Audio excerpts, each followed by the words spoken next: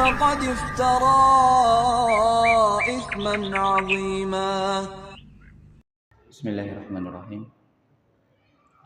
السلام عليكم ورحمة الله وبركاته.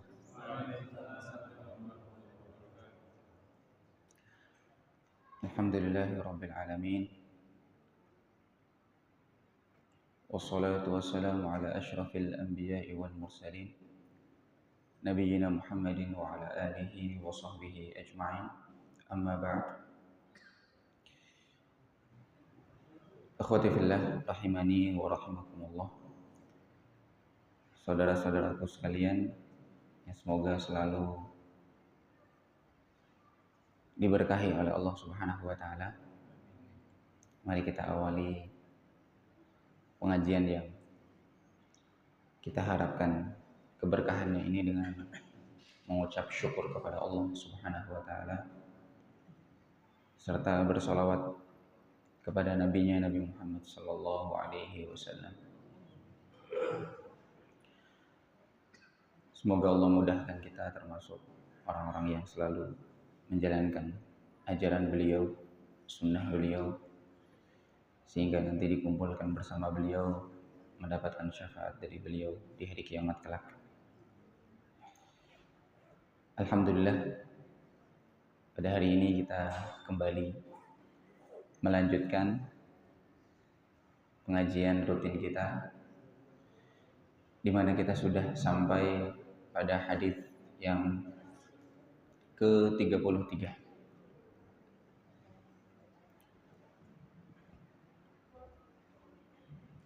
Hadis ini sebenarnya ada kaitannya dengan hadis kemarin. Hadis yang sebelum ini kita membahas tentang apa jemaah? Ada yang masih ingat? Tentang perkara zuhud. Ya. Tentang perkara zuhud. Dan juga tentang selanjutnya la dharar wa la dhirar. Tidak boleh merugikan orang lain. Namun lebih erat kaitannya dengan hadis sebelumnya, yaitu tentang zuhud. Anjuran seseorang untuk memiliki sifat merasa cukup, sederhana ketika memang yang dia miliki sudah cukup, dia tidak mengambil tambahan lebih dari itu yang tidak dia butuhkan. Adapun hadis kali ini menjelaskan tentang ketika seseorang tidak zuhud, tidak merasa qanaah, tidak merasa cukup atas pemberian Allah Subhanahu wa taala, kemudian selalu minta yang lebih, dan memang itu sifatnya manusia. Maka di sini perlu syariat menjelaskan rambu-rambu aturan mainnya, agar tujuannya seseorang tidak mengambil hak orang lain tanpa alasan yang dibenarkan oleh syariat. Karena pada dasarnya boleh saja seseorang memiliki apa yang dia ingin miliki, selama caranya halal, hal tersebut halal zatnya. Tapi ketika sudah masuk ranah perselisihan, mengambil hak orang lain, maka di sini pentingnya kita mempelajari bagaimana syariat menjelaskan rambu-rambunya.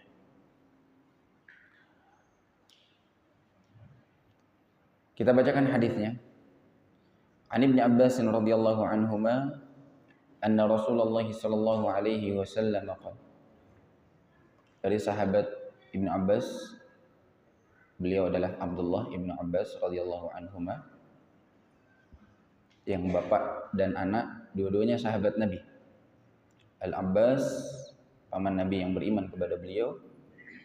Abdullah Ibnu Abbas, sepupu beliau, yang juga menjadi sahabat yang mulia. Makanya di sini didoakan dua-duanya. Ibnu Abbas didoakan anak dan bapaknya radhiyallahu anhuma. Semoga Allah meridhoi keduanya.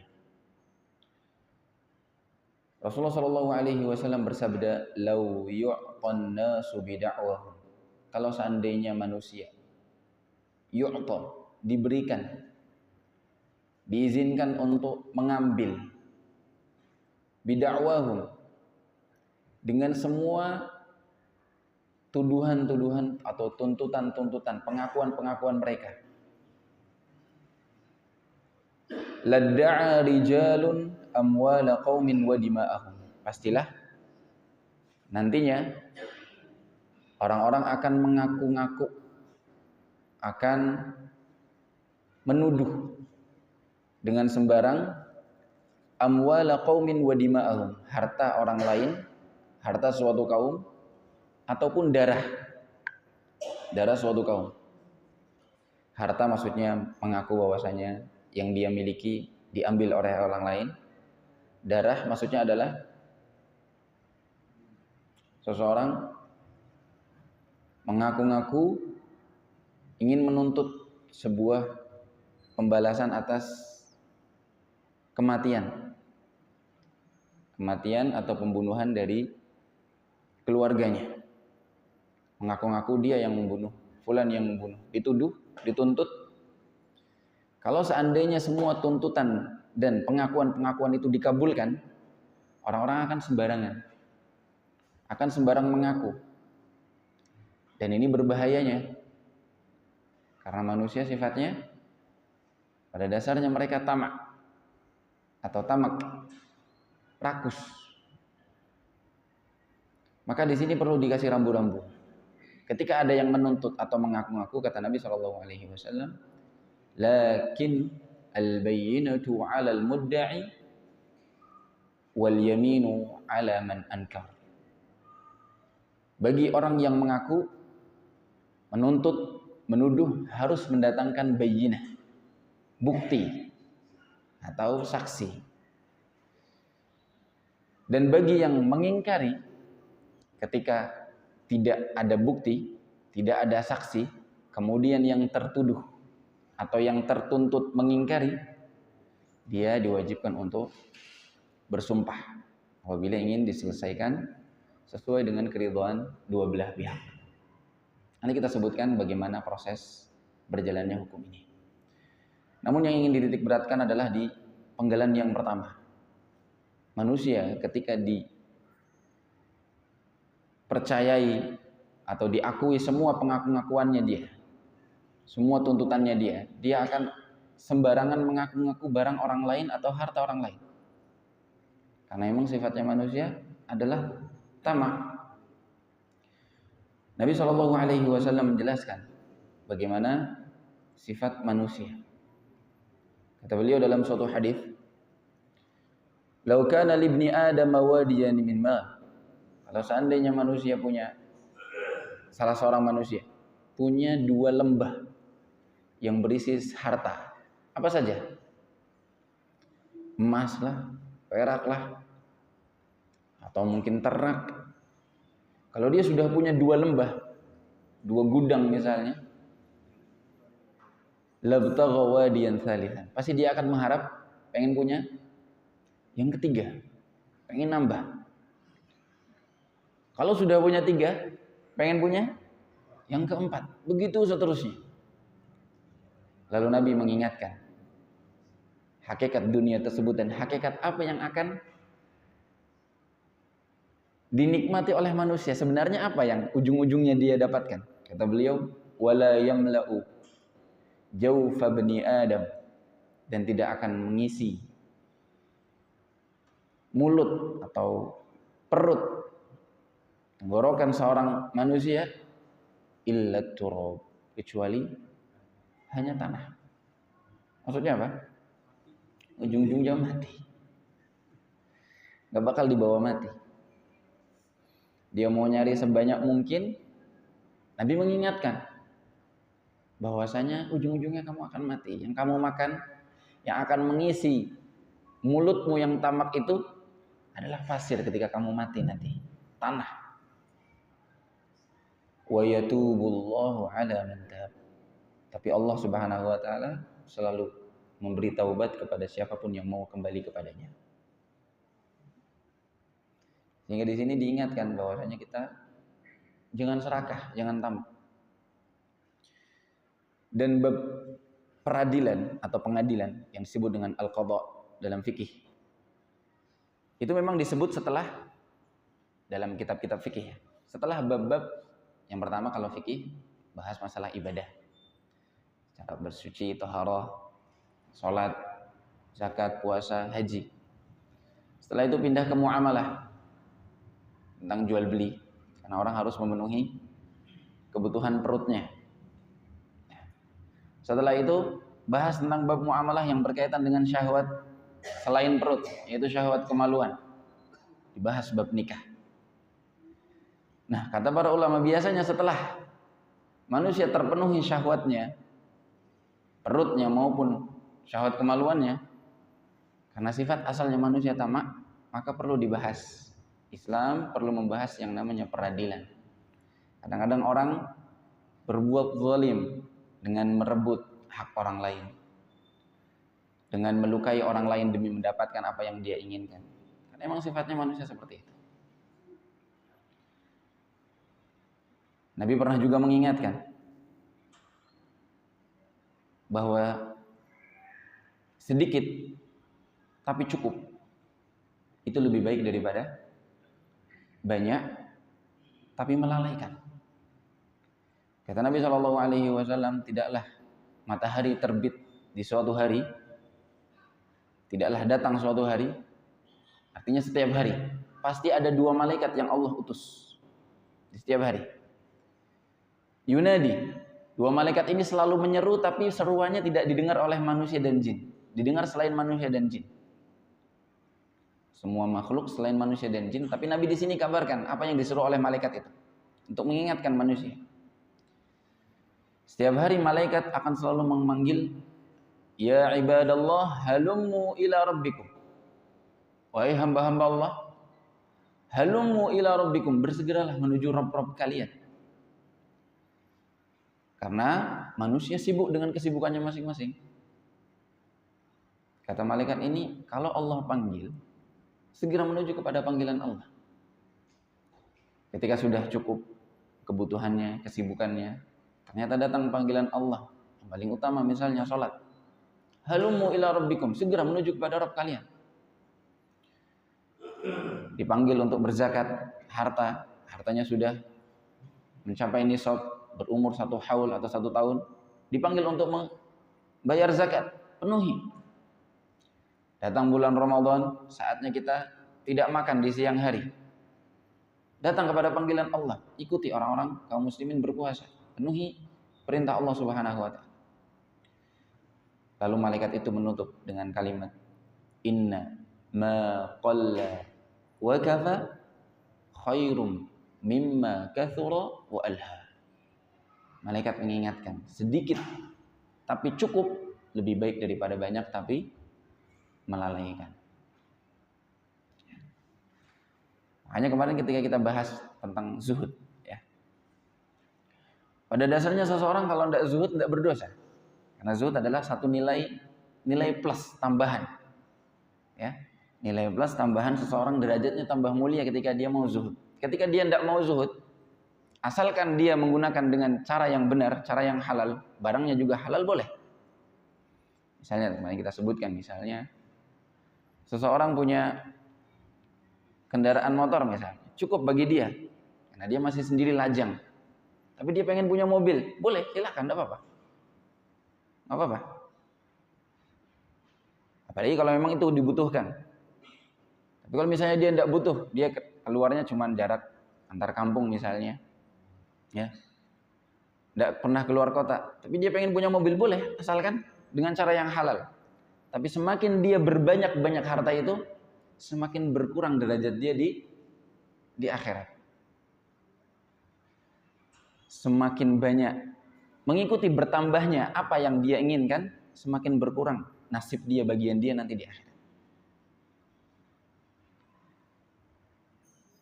Kalau seorang misalnya, kita contohkan yang nyata misalnya, punya mobil misalnya, mobil merek biasa, merek normal, yang sedang-sedang saja harganya biasa sudah cukup bagi dia misalnya. Yang penting cukup untuk keluarganya dia. Dia punya anak 2 atau 3. Satu mobil dengan 4 kursi atau 7 kursi sudah cukup bagi dia. Dia malah tambah lagi beli mobil. Bukan kebutuhan ya. Kalau kebutuhan kita kembalikan lagi, dia tetap bisa dikatakan zuhud. Misalnya dia butuh, ternyata memang kebutuhannya mendesak, punya 2 mobil, 3 mobil, punya 10 mobil. Kalau memang sesuai kebutuhan, bisa dia tetap dikatakan zuhud. Tapi ketika sudah tidak butuh, dia malah beli mobil tambahan, tapi mobil yang mewah misalnya, mobil sport misalnya, ya, Lamborghini misalnya. Ya. Dia nggak butuh, boleh asalnya boleh, karena yang penting halal, caranya benar, ya. Tapi semakin dia berbanyak-banyak dengan hal tersebut, semakin berkurang derajat dia di akhirat. Semakin berkurang bagian dia di akhirat nanti. Sehingga di sini diajarkan untuk zuhud. Ketika seorang zuhud sudah berhenti di batasan di mana dia cukup, maka dia akan mendapatkan ganjaran yang sangat mulia di sisi Allah Subhanahu wa taala, yaitu dicintai oleh Allah sebagaimana hadis yang kita bahas pada kesempatan lalu. Alasan yang kedua adalah ketika seseorang mulai berbanyak-banyak memuaskan hawa nafsunya, dia bisa saja nanti melampaui batas. Nah, disinilah pembahasan kita. Ketika dia sudah melampaui batas, mengambil hak yang bukan haknya dia karena dia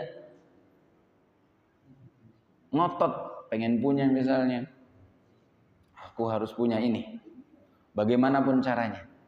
Nah, disinilah seseorang ketika memenuhi semua ketamakannya, dia akan mudah terjatuh pada hal yang dilarang oleh Allah Subhanahu wa taala. Tadi zalim, mengambil hak orang lain, ya, memaksa, mencuri, ya, korupsi dan lain sebagainya. Nabi Shallallahu alaihi wasallam mengingatkan kita dengan salah satu doa yang selalu diajarkan oleh beliau. Beliau selalu berdoa minta perlindungan dari 4 hal. Allahumma inni a'udzubika min ilmin la yanfa'. Kata Nabi, ya Allah, aku berlindung kepadamu dari ilmu yang tidak bermanfaat. Wa min qalbin la yakhsha'. Aku berlindung kepadamu ya Allah dari hati yang tidak pernah khusyuk. Wa min nafsin la tashba'. Aku berlindung kepadamu ya Allah, kata Nabi, dari jiwa yang tidak pernah merasa kenyang. Yang ketiga, wa min da'watin la yustajabulah. Atau dalam riwayat yang lain, lafaz yang lain, da'watin la yusma'. Berlindung kepada Allah dari doa yang tidak pernah didengar oleh Allah Subhanahu wa taala atau tidak diijabahi. Nabi sendiri berlindung dari jiwa yang tidak pernah merasa kenyang, rakus terus minta tambah. Karena apa? Awal-awalnya halal. Karena dia turuti terus dan syaitan mudah menggoda seseorang. Dia pengen, tapi ternyata secara hukum syariat tidak bisa dia miliki. Akhirnya dia terabas. Yang penting saya punya. Nah, disinilah pentingnya kita membahas hadis ini. Kata Nabi Shallallahu alaihi wasallam di hadis yang kita baca di hari ini, lau yu'ton nasu bida'wahum, kalau seandainya semua manusia dikabulkan sesuai dengan permintaannya, tuntutannya, tuduhannya, mengaku-ngakunya, ladda'an nas ladda'a rijalun amwala qaumin wa dima'ahum. Orang akan sembarangan menuntut, ngaku-ngaku, ini punya saya. Yang dipegang fulan itu punya saya sebenarnya. Tapi di sini diputus oleh syariat dengan cara yang benar. Kalau mau mengaku-ngaku, al-bayyinatu 'ala al-mudda'i wal yaminu 'ala man ankar. Seseorang yang mengaku-ngaku wajib mendatangkan bayyinah. Apa itu bayyinah? Bukti.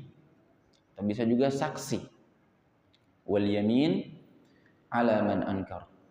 Dan juga sumpah bagi orang yang mengingkari. Maksudnya bagaimana? Di antara proses hukum dijelaskan. Ya, di antara proses hukum dijelaskan. Ketika seseorang bersengketa dengan orang lain, mengaku-ngaku, kemudian pihak yang kedua mengingkari, maka solusinya adalah datang ke majelis hakim, bawa ke meja hijau. di depan seorang qadhi, seorang hakim pengadil. Ketika sudah datang di depan seorang pengadil, didudukkan keduanya. Kemudian ditanya, mana yang mengaku, mana yang mengingkari. Siapa yang mengajukan tuntutan, mengajukan berkas, mengajukan kasus ini. Oh fulan, ya sudah didengar dulu ucapan dia. Fulan bilang, fulan A misalnya dia yang mengaku. Di seberangnya ada fulan B. Fulan A bilang, fulan B megang harta yang harusnya punya saya. Misalnya, tanah misalnya. Tanah yang ada dia itu punya saya misalnya. Maka ketika didengarkan tuntutannya, oh, fulan pengen menuntut tanah yang menurut dia milik dia. Maka pihak A ini, fulan A ini disebut al-mudda'i, yang menuntut, yang menuduh, yang mengaku-ngaku. Disebut al-mudda'i. Pihaknya yang kedua, yang seberangan, fulan B, itu disebut al-mudda'a alaih. Orang yang dituntut, tertuntut, tertuduh, yang dipermasalahi menurut si A. Nah, al-mudda'i fulan A ini, pihak pertama yang mengaku-ngaku, dia punya kewajiban mendatangkan bukti. Kata hakim, ya sudah, mana buktinya? Ketika dia bisa mendatangkan bukti yang benar, catatan misalnya, oh dia punya sertifikatnya, oh dia punya, zaman sekarang misalnya sebelum ada sertifikat ada AJB misalnya, oh dia pegang akad jual belinya, berkas akad jual belinya, atau dia pegang notanya misalnya, bukti pembayarannya, ini loh saya beli dari fulan, beli dari orang itu atau beli dari orang lain, intinya bukti bahwasanya ini tanah yang ada di tempat ini punya saya. Kalau buktinya benar, ya sudah, selesai perkara. Hakim atau seorang qadhi, pengadil, ketika sudah mendapatkan bukti yang bisa diterima dan sah, tidak didengar lagi pihak yang kedua ini, tidak ada urusan lagi, langsung diberikan tanahnya, diberikan. Ketika bukti itu terbukti benar, ya. Atau saksi. Nah, biasanya kalau hak manusia didatangkan dua saksi, laki-laki, dua saksi laki-laki. Kalau dia punya dua saksi laki-laki maka diterima, Datang masalah ketika si penuduh atau penuntut, jaksa penuntut ini, pihak pertama yang mengaku-ngaku, tidak punya saksi, tidak punya bukti. Maka si hakim tawarkan kepada si penuduh ini, ya sudah, apakah kamu ridho kalau nanti si B saya minta untuk bersumpah? Kalau dia sudah bersumpah, kamu harus ikhlas. Karena kamu tidak ada bukti. Kalau kamu ada bukti, saya kasihkan tanahnya, punya kamu, hak kamu. Sekarang kamu tidak punya bukti, tidak punya saksi. Kamu cuma bisa dapat sumpahnya fulan. Sisanya pasrahkan kepada Allah. Jadi nanti si fulan B ini, pihak yang dituntut, bersumpah atas nama Allah Subhanahu wa Ta'ala. Kalau dia tidak mengambil, tidak mencuri, tanah itu memang milik dia, harta itu memang hak dia, sudah. Haknya si A cuma dapat sumpahnya saja, sisanya pasrahkan kepada Allah Subhanahu wa Ta'ala. Si A bilang, ya sudah, karena dia mengaku tidak punya bukti, tidak punya saksi, maka sampaikan kepada si B. B sumpah atas nama Allah Subhanahu wa Ta'ala. Ini pentingnya kita memahami bahwasanya bersumpah atas nama Allah adalah sesuatu yang besar. Karena dengan sumpah ini seseorang bisa terbebas dari tuntutan. Dia bisa memiliki apa yang dia akui milik dia dengan sumpah itu. Maka jangan sembarangan bersumpah. Tidak boleh bersumpah atas sesuatu yang dusta. Sumpah palsu seringkali disebut dalam bahasa Arab atau dalam agama al-yamin al-ghamus atau al-yamin al-kadzib, sumpah palsu, dusta. Ini termasuk dosa besar. Makanya di sini kalau misalnya dia mau bersumpah, sudah pasrahkan kepada Allah, karena tidak ada bukti, tidak ada indikasi, tidak ada tanda-tanda yang lain, perkara-perkara yang lain, pendamping, ya, yang bisa menunjukkan siapa yang benar yang salah. Jalan satu-satunya adalah bersumpah, pasrahkan kepada Allah. Maka ditawarkan kepada pihak B. Kalau pihak B yang dituntut mau bersumpah, selesai perkara. Dia bilang, aku bersumpah atas nama Allah Subhanahu wa Ta'ala. Sumpah bisa pakai bahasa Arab, bisa pakai bahasa Indonesia. Pakai bahasa Arab, dengan 3 huruf. Salah satu dari 3 huruf. Wallahi, waw, atau billahi, ba, atau tallahi, ta. Ini semua 3 huruf qasam disebut dalam bahasa Arab. Wallahi, billahi, atau tallahi. Dengan penjelasannya masing-masing. Ya. Kalau huruf waw, bagaimana? Boleh menggunakan nama sifat Allah misalnya. Dengan huruf ba, boleh tidak pakai nama Allah tapi pakai sifatnya Allah. Bi'izzatik, bijalalik, bijalalillah, bikaramillah. Dengan sifatnya Allah boleh dianggap sumpahnya. Atau dengan kalimat kata sumpah, ahlif, uqsim. Dalam bahasa Indonesia, aku bersumpah. Sesuai dengan pembahasannya. Ketika dia sudah bersumpah, maka si hakim tidak boleh meminta lebih. Dia dibebaskan. Hakim melepaskan dia. Sisanya pasrahkan kepada Allah. Pihak A, penuntut, juga harus ikhlas, ridho. Harus ridho. Bagaimana kalau misalnya pihak kedua, pihak yang tertuntut, karena tahu sumpah adalah perkara yang besar, menolak untuk bersumpah. Aku tidak mau bersumpah. Maka di sini khilaf di antara para ulama. Di antara para ulama yang menyebutkan bahwasanya ketika dia sudah menolak untuk bersumpah, dianggap nukul atau nakal, nakalayan kulu. Dia berarti enggan untuk bersumpah, dianggap merasa kalah, mengaku salah. Otomatis ketika dia tidak mau bersumpah, ini tanda bahwasanya dia bohong atau dia salah. Karena tidak berani mengucap nama Allah Subhanahu wa taala. Di sebagian ulama mengatakan kalau si pihak B tidak mau bersumpah, langsung dianggap dia bersalah, diambil hartanya, diserahkan kepada si penuntut atau penuduh. Diberikan. Jadi ketika dia tidak mau bersumpah, sebuah bukti yang nyata bahwasanya dia bersalah. Makanya di sini disebutkan oleh Nabi, al-yamin ala man ankar. Kalau dia mengingkari hak tersebut, sumpah. Kalau tidak mau sumpah, berarti dia secara otomatis mengakui, menyetujui bahwasanya hak ini milik fulan. Namun ada juga di antara ulama yang mengatakan bahwasanya ketika seseorang tidak mau bersumpah, dikembalikan kepada pihak A. Sekarang pihak A yang harus bersumpah. Kalau pihak A mau bersumpah, barulah diberikan. Tapi kalau pihak A tidak mau bersumpah, maka perkaranya dibiarkan seperti itu. Jadi pihak B dulu yang mengingkari, yang dituntut atau dituduh, sumpah. Kalau tidak mau bersumpah, dikembalikan kepada pihak A. Pihak A berani bersumpah enggak? Karena tidak ada bukti, tidak ada saksi, ya sudah, kembalikan sumpah. Kalau dia mau bersumpah, diberikan haknya. Menunjukkan bahwasanya si A yang benar, si B yang salah. Dan ini menunjukkan kesempurnaan agama Islam, bahwasanya Islam benar-benar menjaga sekali hak manusia.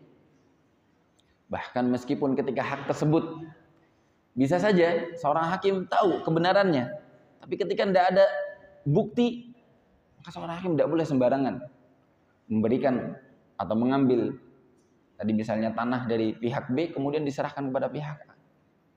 Ketika tidak ada bukti, maka tidak bisa seorang hakim memutuskan sendiri.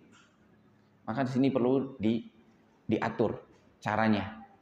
Perlu diatur caranya.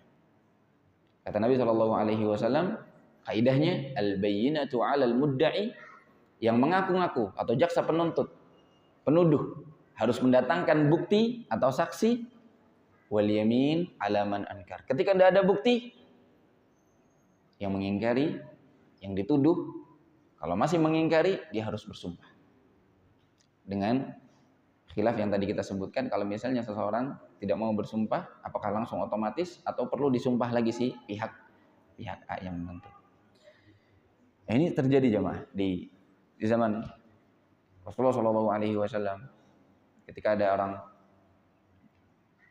Hadrami dari bangsa Yaman, dari daerah Yaman, mengaku-ngaku suatu barang atau suatu harta yang dipegang oleh ada seseorang dari bangsa Kindi. Kata Nabi SAW, syahidat au yaminu, datangkan 2 saksi atau bukti, atau enggak, ya sudah, kamu cuma bisa dapat sumpahnya. Ketika dia mau bersumpah, kamu ikhlaskan barang ini. Ketika dia mau bersumpah, baru kamu bisa. Pernah juga, ini menunjukkan memang Islam agama paling adil, aturannya paling benar, hukumnya paling sempurna. Suatu ketika Ali bin Abi Thalib radhiyallahu taala kehilangan tameng, dirak, atau bisa juga dimaknai baju perang. Intinya alat perang. Kehilangan dirak suatu saat ketika beliau pulang dari suatu peperangan, terjatuh, kemudian beliau kehilangan, tidak sadar. Sampai suatu ketika beliau melewati sebuah pasar, ada seorang Yahudi, orang Yahudi yang jualan dirak tadi, baju perang tadi. Dan Ali yakin betul itu punya dia yang terjatuh. Karena Ali yakin betul dia nggak pernah ngasih orang, nggak pernah dijual. Nah ini ada tanda-tandanya punya dia menurut Ali. Ini punya saya.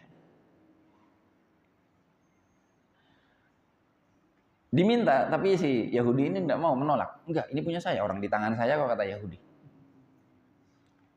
Akhirnya mereka berdua sepakat datang ke majelis hakim.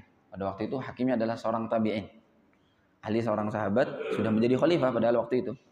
Tapi hakimnya adalah seorang namanya Shuraih Al-Qadhi. Salah satu hakim yang qadhi yang terkenal akan keadilannya, kecerdasannya, jenius sekali. Sudah dijadikan qadhi semenjak zamannya Khalifah Umar bin Khattab radhiyallahu taala. Disebutkan seperti itu.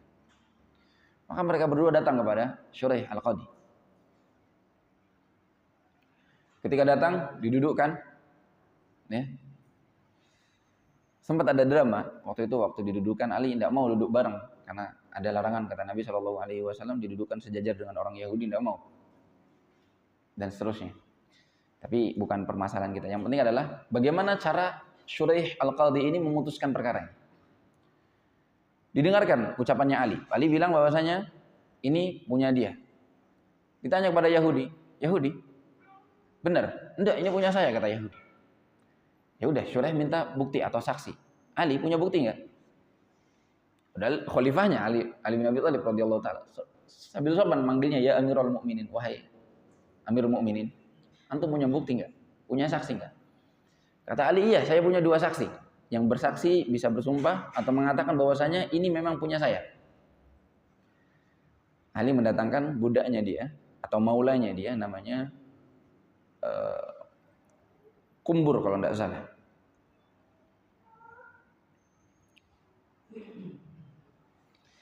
Nama aslinya atau nama panggilannya Abu Hamdan. Maulanya Ali bin Abi Thalib radhiyallahu taala. Satu dari maulanya atau budaknya, yang kedua dari anaknya, yaitu Al Hasan ibn Ali, cucu Nabi SAW. Ketika mereka berdua datang atau disampaikan oleh Ali, Shuraih menolak. Dalam agama Islam, ketika mendatangkan saksi, di antara syarat-syarat saksi tidak boleh dari keluarga. Tidak boleh kalau ada hubungan keluarga, anak, kakak, bapak, adik, dan seterusnya. Kerabat, dekat, tidak boleh dijadikan saksi, tidak diterima.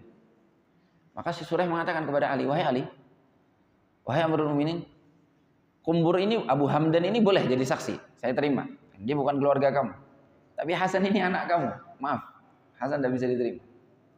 Ali protes. Sahabat Ali radhiyallahu taala anhu protes. Kata beliau sampai bawa-bawa dalil. Hasan ini dijamin masuk surga, penghuni surga. Meskipun dia masih hidup. Nabi sendiri yang mengatakan dia penghuni surga. Masa tidak diterima persaksiannya?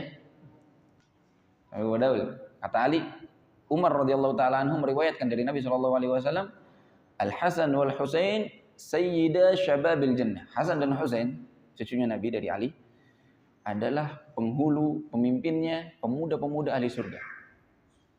Masa tidak diterima persaksiannya? Sudah tetap kekeh, dan dia harus berlaku adil. Aturannya begitu ya begitu.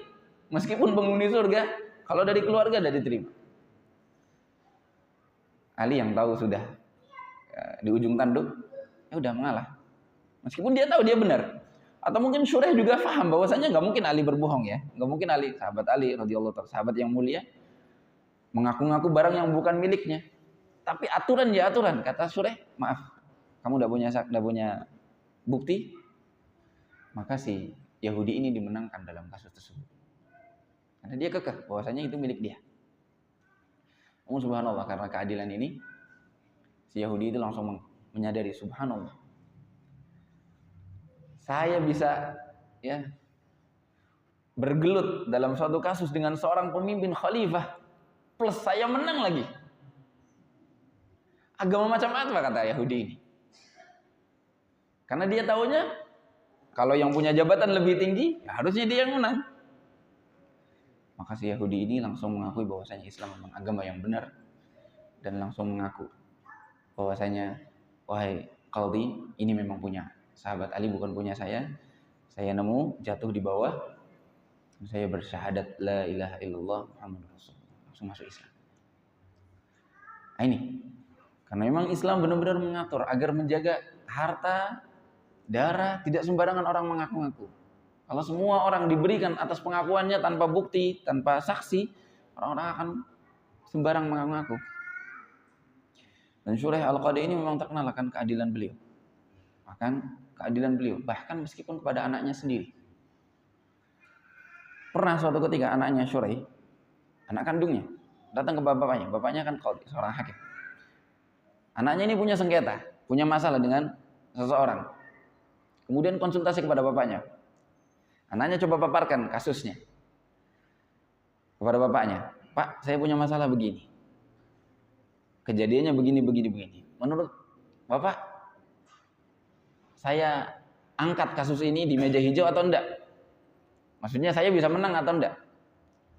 Kata bapaknya, sudah, angkat saja di meja hijau, bawa ke pengadilan.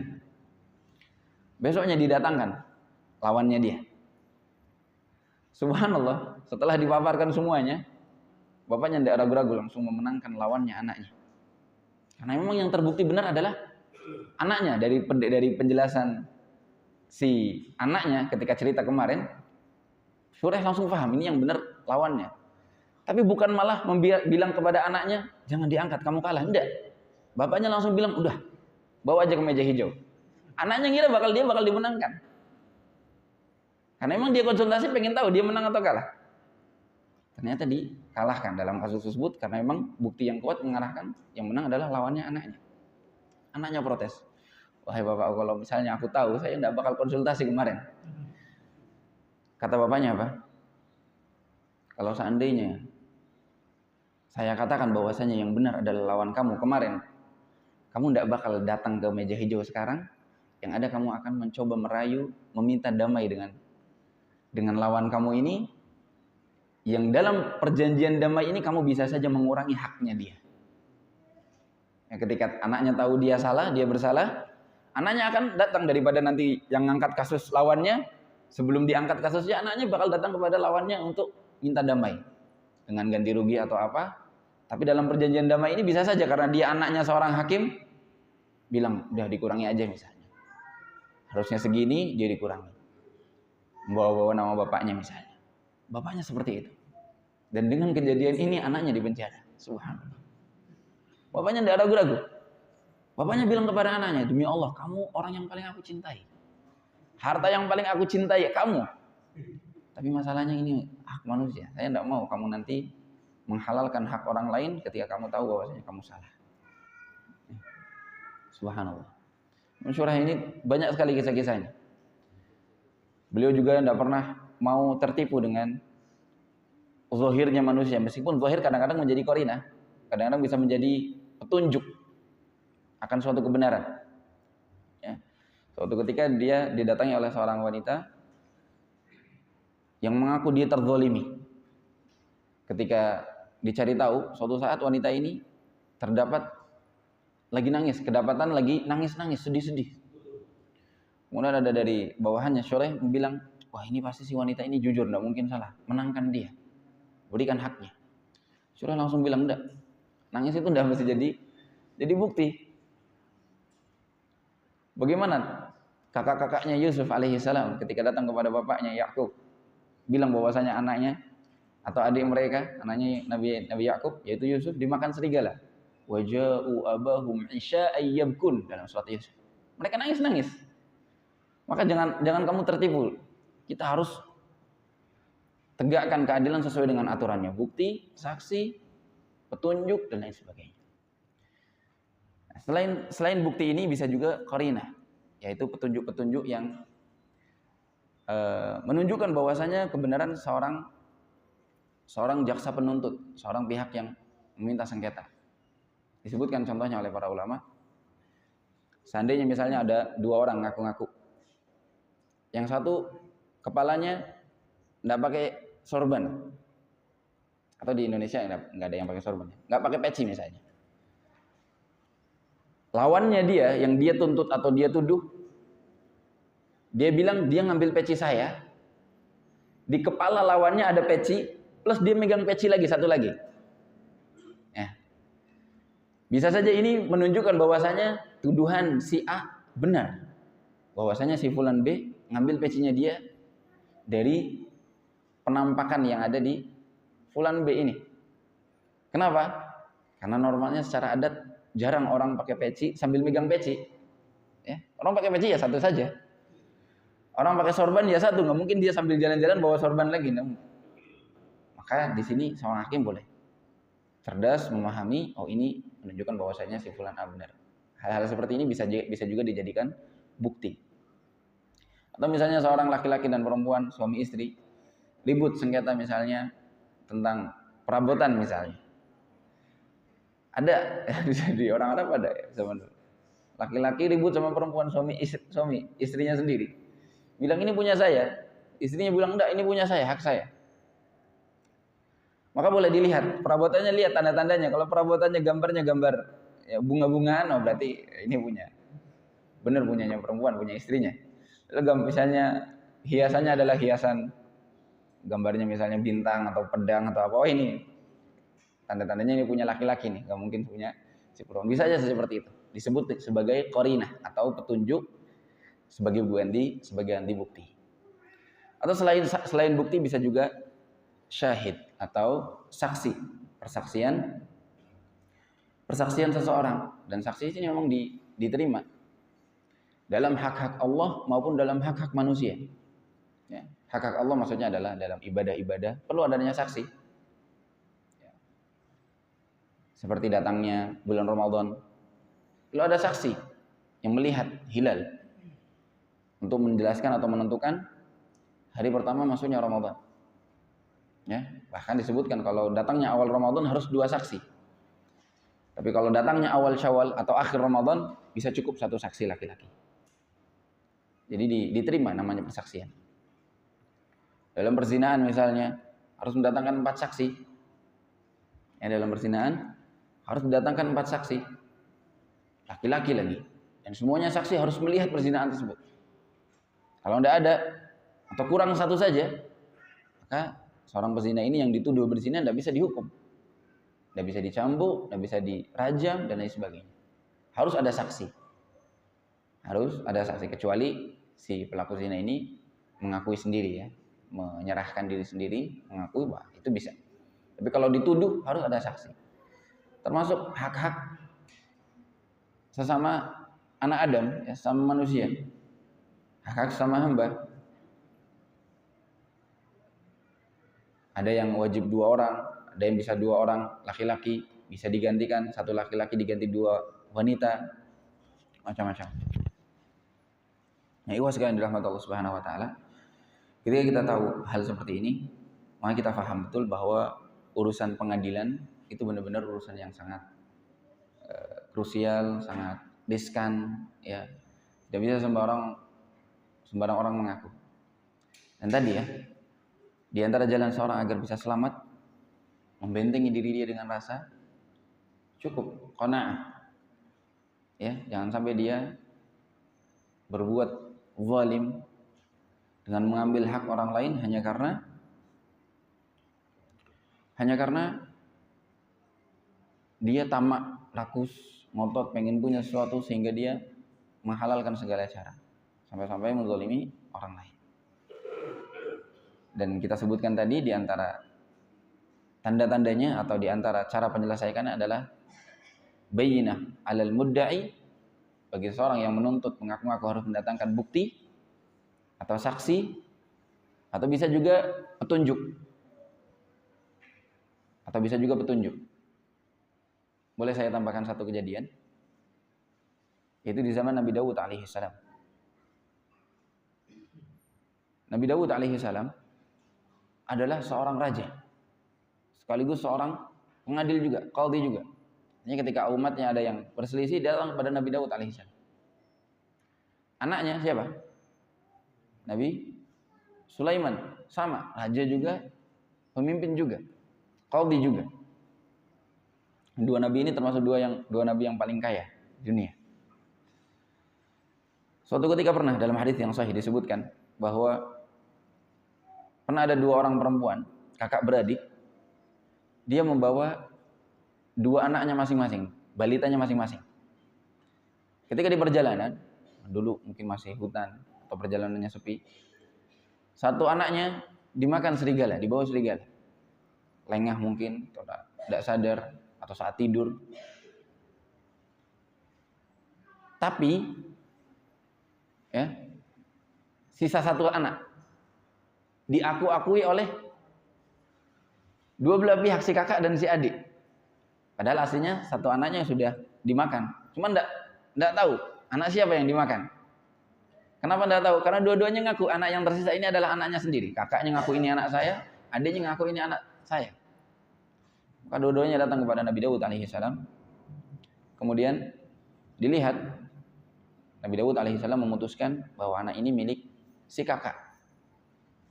Disebutkan di antara alasannya karena mungkin Nabi Daud sudah berijtihad mencari bukti, cari dan lain sebagainya. Tapi tidak ketahuan. Nabi Daud alaihissalam memutuskan anaknya milik kakaknya. Di antaranya alasannya karena kakaknya juga sudah tua, tidak bisa hamil lagi. Kalau adiknya masih muda, mungkin bisa hamil lagi. Setelah selesai dari majelisnya Nabi Daud alaihissalam, keluar, ketemu Nabi Sulaiman, anaknya Nabi Daud alaihissalam. Nah, di dalam Nabi Sulaiman, ternyata dua ini masih ribut.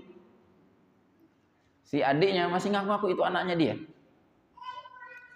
Datang kepada Nabi Sulaiman, duanya cerita, Nabi Sulaiman dengarkan, Nabi Sulaiman putuskan.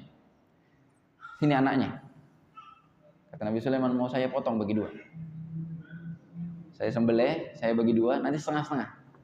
Biar adil. Karena tidak ada bukti, tidak ada apa, susah.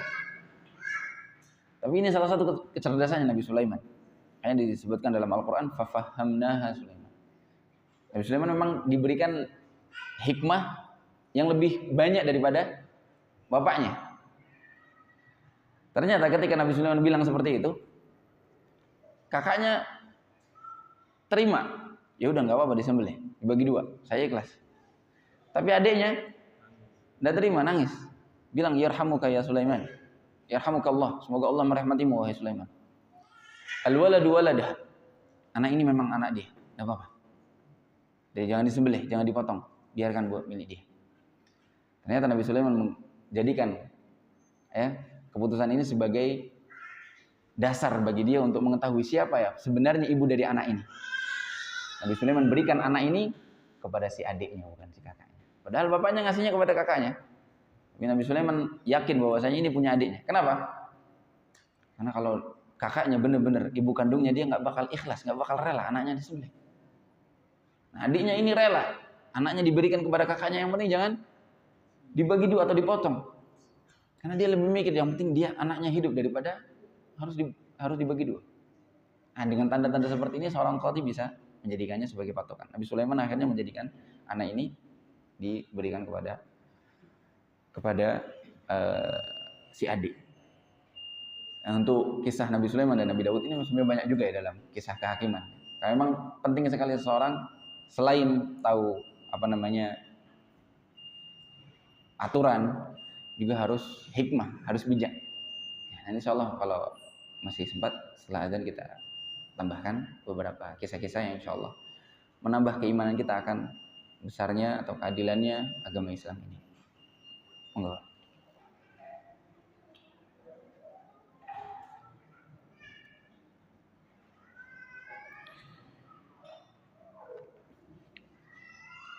Ikhwati fillah rahimani wa rahimakumullah. Di antara kisah-kisah yang lain yang disebutkan oleh para ulama menunjukkan bahwa cara seseorang hakim menyelesaikan masalah persengketaan yaitu dengan bayyinah, bukti, atau dengan qarinah, petunjuk yang mengarah kepada kebenaran. Dicontohkan dengan kisahnya Nabi Yusuf alaihissalam. Ketika Nabi Yusuf dan juga istri sang menteri, ya, katanya disebut namanya Zulaikha, ya, Imra'atul Aziz, dalam Al-Quran disebut Imra'atul Aziz, ya. Si istri menteri ini mengaku-ngaku bahwasanya Yusuf yang merayu dia, yang mau berbuat jahat pada dia. Yusuf mengatakan bahwasanya dia yang dirayu, dia yang dipaksa. Kemudian datanglah seorang saksi, wa syahida syahidu min ahliha, ya, dari keluarga si istri menteri ini, memberikan persaksian atau memberikan cara untuk menyelesaikan, menunjukkan siapa yang benar. Beliau mengatakan, lihat saja mana baju yang robek dari bajunya Yusuf. Kalau bajunya yang robek bagian depan, in kana qamisuhu qudda min qubul fasadaqat, maka si wanita ini benar. Karena kalau yang sobek depan, Yusuf yang nyobek sendiri, dia yang pengen berbuat zina. Tapi sebaliknya, in kana qamisuhu qudda min dubur, kalau bajunya yang sobek bagian belakang Nabi Yusuf, nggak mungkin. Kalau mau berzina yang disobek bagian belakang, ya, berarti yang nyobek bagian ini adalah si wanitanya. Ini dijadikan sebagai cara untuk menjelaskan mana yang benar, mana yang salah, dengan bukti atau dengan qarinah. Yang terakhir perlu difahami, ketika sudah diminta bukti tapi bukti tidak ada, adalah seseorang, pihak yang tertuduh harus bersumpah. Di sini fahamnya kita, sadarnya kita bahwa bersumpah atas nama Allah adalah suatu yang sangat penting, suatu sangat yang agung, tidak boleh orang bermain-main. Seseorang ketika bersumpah atas suatu dusta, maka dia telah melakukan dosa yang besar. Nabi SAW bersabda ketika menjelaskan kepada salah seorang sahabat, mau tidak tak kabari dosa-dosa yang besar. Kata Nabi SAW, disebutkan dosa-dosa besar, syirik, durhaka kepada orang tua, sampai di poin yang keberapa Nabi mengatakan al-yamin al-ghamus, sumpah palsu, sumpah dusta.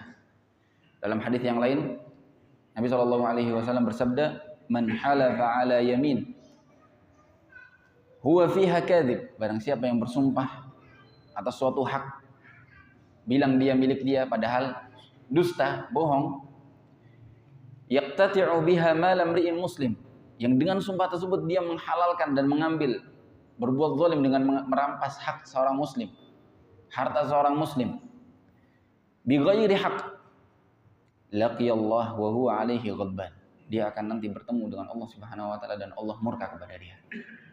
Dalam riwayat yang lain, lafaz yang lain, tempatnya di neraka dan haram bagi dia neraka, surga. Dalam riwayat yang lain, falyatabawwa maq'adahu minan nar, siap-siap tempatnya di neraka. Maka seorang sadar betul ketika dia bersumpah, jangan sampai dia bersumpah atas nama kebohongan, atas sebuah kebohongan. Kecuali ketika dia terdesak, harus berdusta, ya, maka sebisa mungkin dia berdusta tapi tidak memakai nama Allah Subhanahu wa taala, yang pertama, ya. Dan insya Allah kalau berdustanya terdesak, tidak diniatkan, tidak untuk mengambil hak orang lain, tapi karena dia terancam, seperti Ammar bin Yasir, ya, dia mengaku beriman kepada Lat dan Uzza di hadapan orang-orang kafir demi menyelamatkan diri dia.